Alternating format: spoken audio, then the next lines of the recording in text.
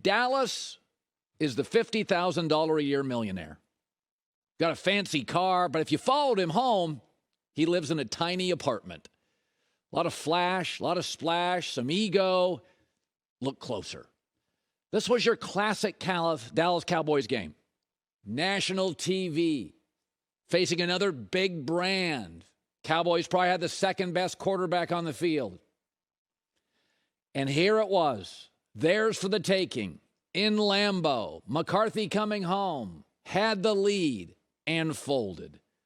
This is why they haven't had back-to-back double-digit winning seasons since '96. It was all there for them. And they lost it the way Dallas tends to lose games like this. Costly penalties and failure at quarterback in a high-leverage moment. You can bang on McCarthy, but I would have gone for it too. They couldn't stop Green Bay.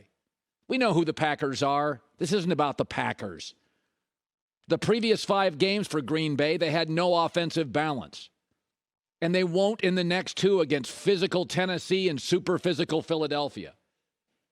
This is about Dallas allowing a wobbly Green Bay offense who didn't have their best receiver to get over 200 yards rushing and over 200 yards passing.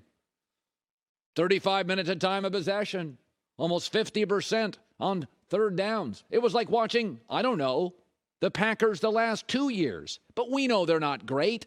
You've seen them lose game after game after game. What's interesting about Dallas is you knew what Green Bay was going to do. They were going to try to run the ball, right? Because that is how you slow down a really good pass rush and a really good pass rusher. You don't get in third and longs and second and longs. You run the football to stem the pass rush. So you sort of knew going in what Green Bay would do. Man, they still did it whenever they wanted to. It's just with Dallas, I just don't trust them in big spots. This year for Dak's a great example. Third downs and fourth downs for Dak. He's completing 43% of his throws. They're the numbers right now. That is the worst since Tim Tebow was in the league.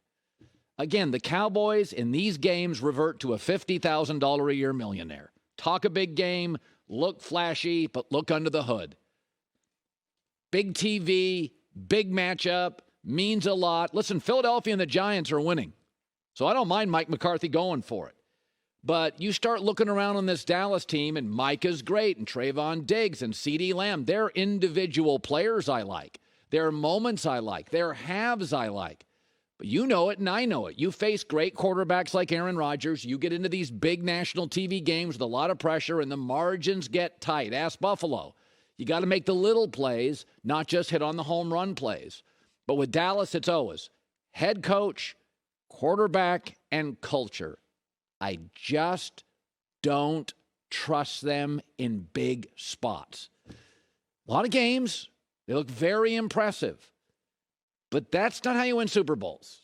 It's the big games, the standalone games, the TV games, often on the road, facing a great quarterback who is going to make you look unprepared if you don't have it buttoned up. I mean, come on, Dallas. Romeo Doubs was out, right? You knew they were going to go to Lazard and Christian Watson, right? I mean, not the old guys. And Watson had his best game as a pro. You knew they were going to run, right? That's the only way to slow down Dallas's pass rush. Throw on 3rd and 2. Throw on 2nd and 4. Yeah, you just got to win more of them. And I know, Packer fan, Colin, give us credit. I'm not Visa. I'm not in the credit business. I'm in the honesty business. I've watched you the previous month. You're not very good. And you were trailing in this game at home by a lot. This was about Dallas. Green Bay wins big games. I've seen them win big games with Aaron Rodgers. Not all of them, but they win some. But this is too often the case with Dallas. Costly penalties. Quarterback can't step up. I will defend Mike McCarthy's 4th down call. But once again, big spot, an L, as the Giants and Eagles keep on winning. And so let's talk Buffalo Bills. What I'm about to say, you know, is true, right?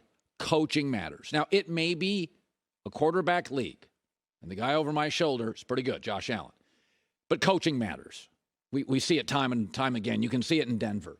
Tennessee game. One great coach, one bad coach. I mean, Tennessee's missing 5 defensive starters. They're going to a backup quarterback who fumbles.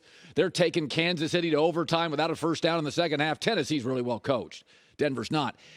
And I'm not insinuating Buffalo has bad coaches, but Brian Daboll's probably going to win Coach of the Year. Last year, he's a coordinator for Josh Allen. He's now gone to New York, and they're probably going to make the playoffs. And the Giants have been unwatchable for most of the last decade. And Daniel Jones isn't great. And yet here the Giants winning because Brian Daboll's really good in coaching matters, especially an offensive coach in an offensive pivoting league. But 9 games in Buffalo without Brian Daboll. And Josh Allen now is regressing and reverting back to the Josh Allen in college and the Josh Allen the first year. Wild, too often Superman, throwing the ball away. Even great knockout artists need movement and a jab. Patrick Mahomes, every single year, and he's great and incredibly talented and coachable. He'll go off into the weeds mechanically. Andy Reid's got to bring him in and sandpaper him and refine him and get him back on the fairway. That's okay. It happens.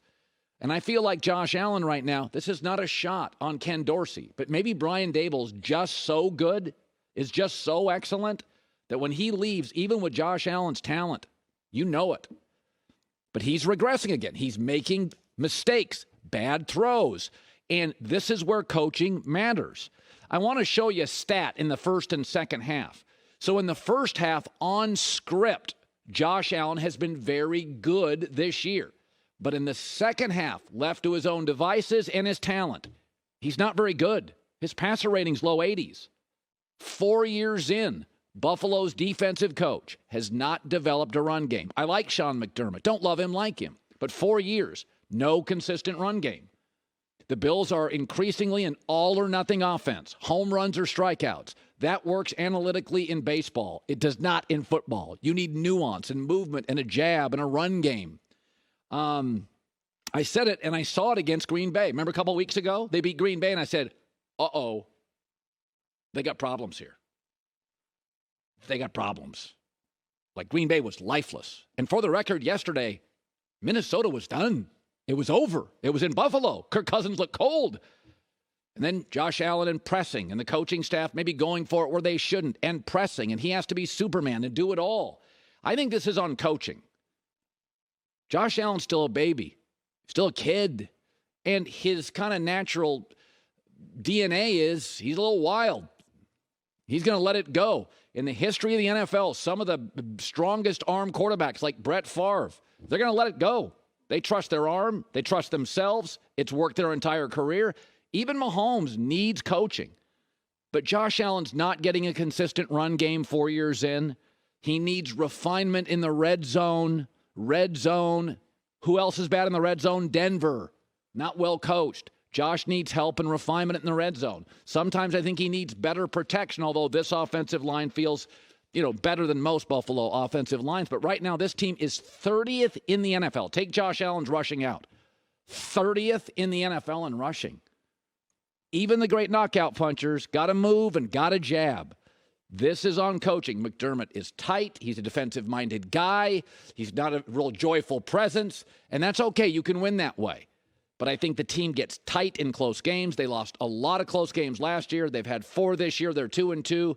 But there was no reason Green Bay was close to this team, and they got close. And there's no reason Minnesota won this game, and they did. Both those teams were lifeless. It was over. And again, if you could have leaned on a run game, if you could have sat him down like Brian Daboll would do and say, listen, just take out 4 or 5 big throws here. Let's tighten it in. Let's put some bumpers on a little bit. Let's slow it down, not the big dangerous stuff. I'm not blaming this on Josh Allen. The kid's pressing. He feels like he has to do everything. And that's because a lot of the times he does. Don't get me wrong. He's letting go of the football. At some point, you have to be responsible and culpable for your mistakes. That's absolutely fair. But I've watched this whole Josh Allen thing. Wild and out of control. Refined. Very good. Now wild and out of control. And it seems to me Brian Daboll has a huge impact. Listen, for young quarterbacks, those coordinators, you got to get them the right guy. It's some of these guys. I mean, you start watching. Look at Mac Jones this year without Josh McDaniels. He's not the same quarterback. Josh is not the same quarterback, or Mac Jones isn't. So I feel they've got to button it up a little bit. Even the most talented players can't just give them a ball and say, put on the cape and go. Buffalo's got talent. They'll probably turn it around, but we saw it coming several weeks ago. Hi, everybody. Thanks for watching. Subscribe here to get the latest from the show. Also, be sure to check out more of the best clips from The Herd or go watch a few segments from other shows on FS1.